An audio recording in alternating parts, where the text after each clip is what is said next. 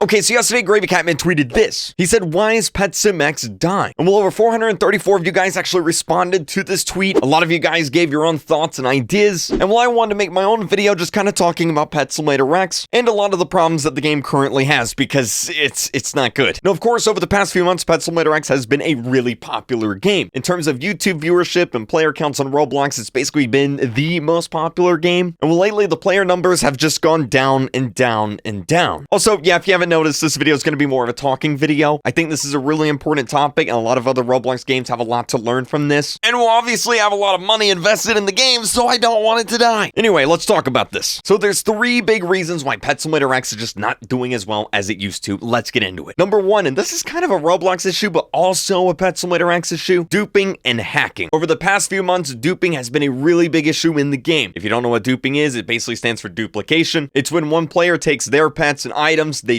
duplicate it, give those items to other players, and basically just create free pets over and over and over and over again. I shouldn't really have to tell you why this is a problem. And well, Preston has tried over and over again to fix this problem. But every time he tries to fix it, more videos, exploits, tutorials pop up, and it just keeps happening. In the last update, it actually got really bad because some players that didn't even dupe their pets had their pets deleted because the game was thinking that they were duped, even though they weren't. And of course, once your pet gets deleted, it's really difficult to get them back. I know a lot of my viewers who had pets deleted, you just never got them back. And then on top of this, there are constant exploits and hackers and scripts that can literally just steal your pets without doing anything. You just go on a public server and boom, someone has your pets. This actually happened to me and Digito. I have an entire video of it happening on the channel. And well, this is another thing that Preston has tried to solve over and over again, but unfortunately it just keeps coming back and back and back. And the reason why this is such a big problem for the game is because if players don't feel confident enough to trade their pets because they might actually get a dupe and then, get their pets deleted, then they're just not going to trade. And if people aren't trading their big pets, well, then what's the point of even collecting the pets to begin with? Suddenly half the game is just